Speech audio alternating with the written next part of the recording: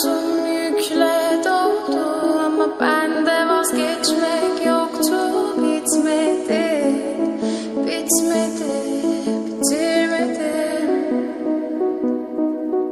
Ben özel değilim ya da öyle bir şey ama sen varken hep böyle hissettim, böyle hissettim.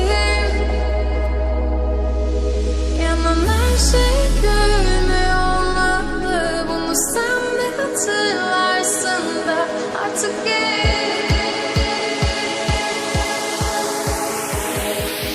böyle hissettim.